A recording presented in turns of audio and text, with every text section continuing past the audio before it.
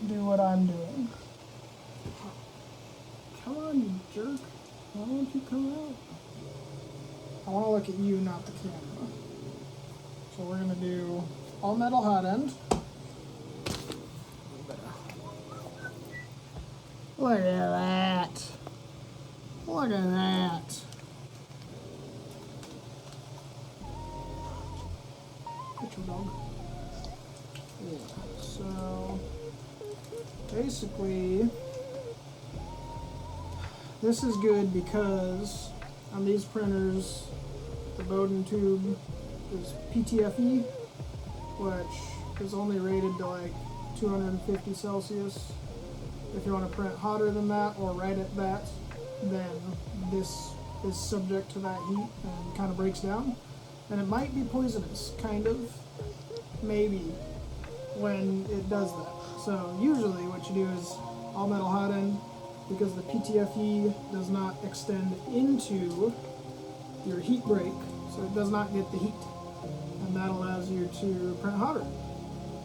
So if we're doing PLA, I could do like 210 maybe is the hottest. PETG, you get right up to 250, and then any other crazy stuff will be hotter. We're going to take this off, we're going to put that on, then we'll move on to these. Let's do a little bit of this.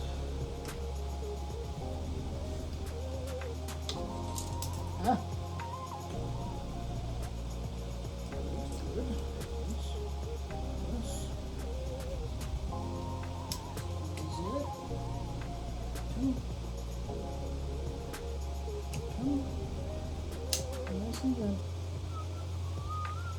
So this is that.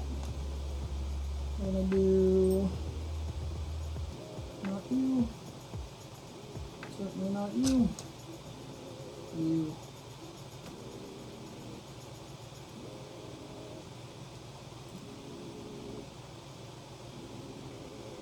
Oh no, so good. Look at the size of that one. Look at that little guy. Look how silly. Woo!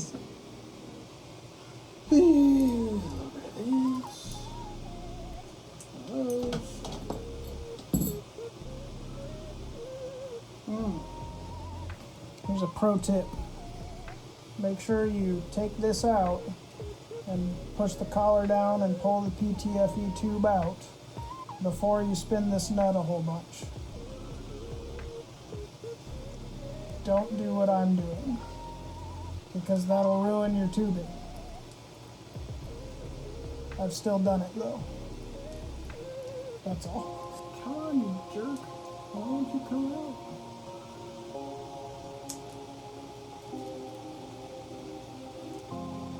Alright, gotta do it the right way. Turn on the dealio and make sure we don't burn ourselves or anything else. But there. Preheat PLA.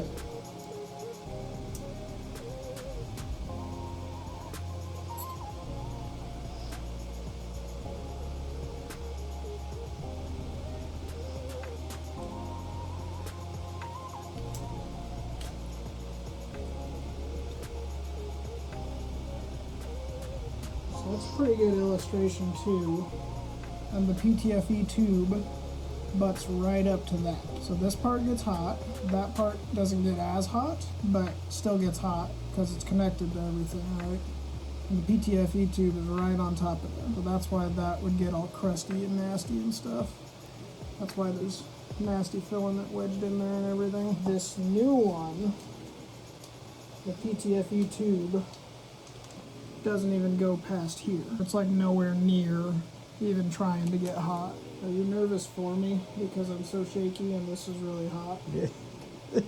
The slightest wrong shake and burns for days. Alrighty tighty lefty loosey, they say. Look at that. Look at that.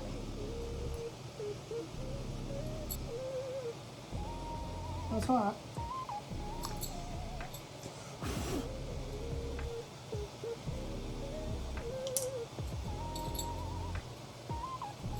Certainly not the most efficient way to do this.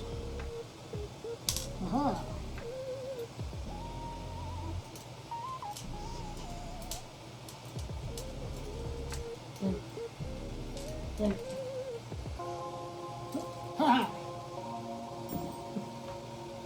sucker. Is it still hot? Moderately hot. It's just so dang hot.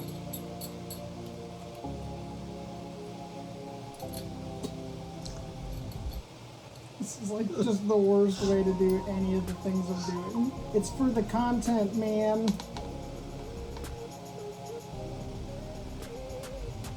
Pretty well wedged in there.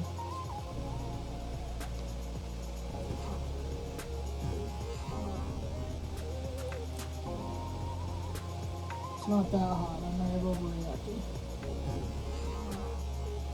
It's still hot.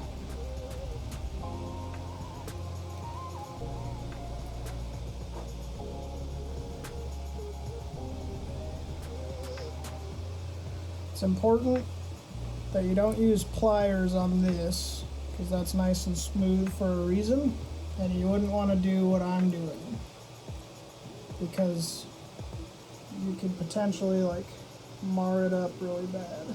Like those marks, if they were deeper, that'd be a problem, and maybe they will be a problem. Who knows?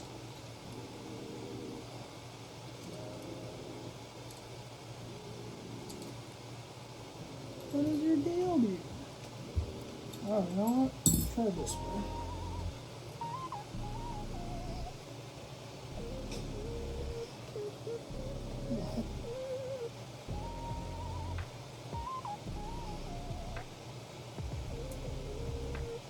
Okay. So there's two thermistors. Now, one thermistor. So this thing heats up the hot end, heat break, whatever, this piece. This one right here is the thermistor that senses how hot everything is. If the thermistor says something's too hot, then it shuts it all down or whatever. So these are like super fragile. Little tiny baby guy. Small guys. I like the close-ups because it really accentuates the shakiness. Let's just see how it all goes back together. So,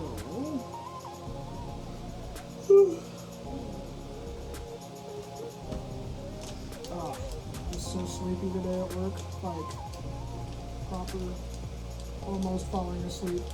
I think even though I dozed from 5 to 6, I think like that's made me extra tired because I woke up at 5 instead of 6. Even though it's like. Well, then you go back to sleep for a bit. And I didn't even. Game over. This morning I didn't go back to sleep because I'm just like, I should just get up, and I never do. This morning I just got up. Yeah, I know. Funny story, I did fall asleep at work today. Oh, did you? I had that giant meeting, and I was just nice. like, some people went to the place, and I was like, I'm just going to go home, watch it on video, and I just fell asleep for the last part of it. Look how nicely machined all this is, too. Like, so this is Microswiss is the company, and they just do like plug and play stuff. So this is a super common upgrade.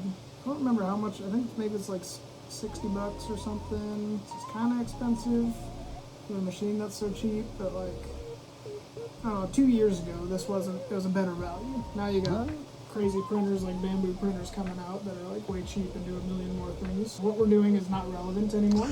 It's still fun if you're looking to tinker. That's the big thing we keep coming back to with our videos. If you want the printer as a tool that just does the printing and things, this isn't the one. You've just got these crazy printers with incredible capabilities that cost as much as nice versions of these ones, but are way more well featured. It's just a weird time to be into printing. Pop the nozzle in there. I don't want to tighten that quite all the way, because I think the nozzle butts right up against it. So what I'm doing is hand tightening the nozzle, and then I'm going to tighten this guy down so it's butted right up against the nozzle. If you have any of that loose, the filament will fill the void and it gets all clogged up and stuff. So now we do this little tiny itty bitty little baby set screw. Oh, immediately. Yep. So this will make it so that doesn't come off of there. I don't want to tighten it all the way.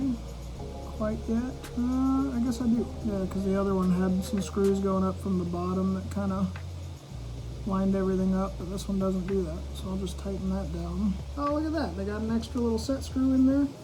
See, this kit, such an excellent kit. Everything that you need to do all the things. I think the little lockout collars are even 3D printed for the extra cred. Oh yeah, they're 3D printed. Just for the cred. Just for no reason at all. They're like, yeah, we're a 3D printer company. Thermistor and heater deal. To go in. I definitely put this on upside down though.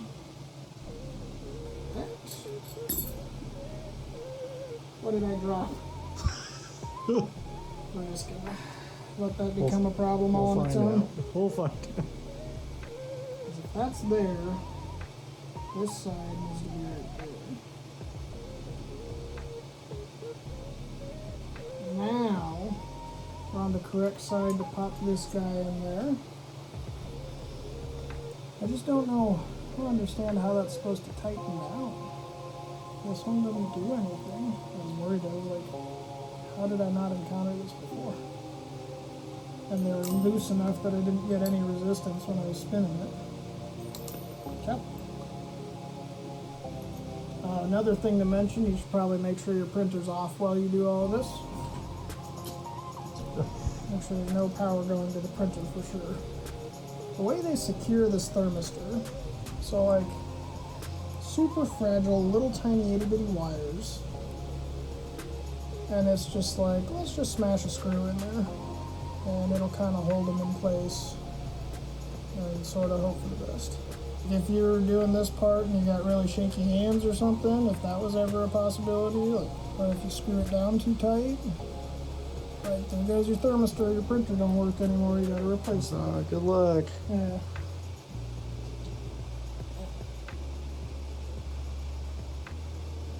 Try pushing on that tube.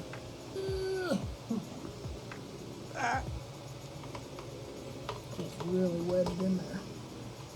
Why are you like this? Oh, you know why it's like that? It's because I spun it so much. Now there's a groove there. Sick. Yeah, look at all that. You did it.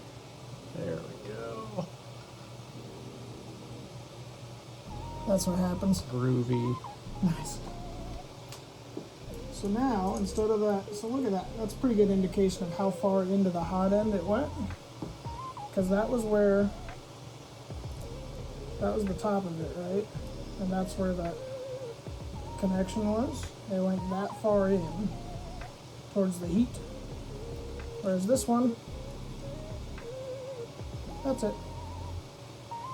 That's all the further it goes in. That much further away from the heat. We're gonna see how long this goes.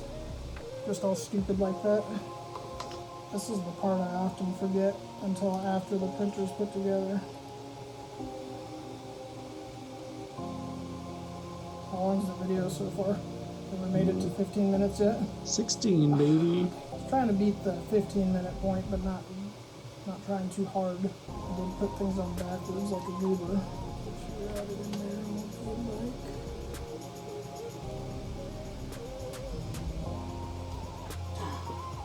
like. Man, sent it too, man.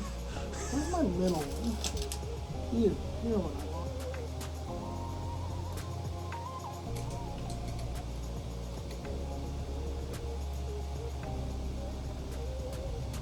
Alright, so that's reassembly done.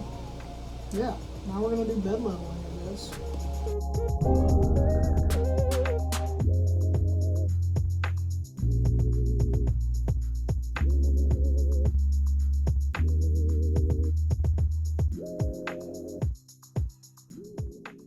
Tiny guy.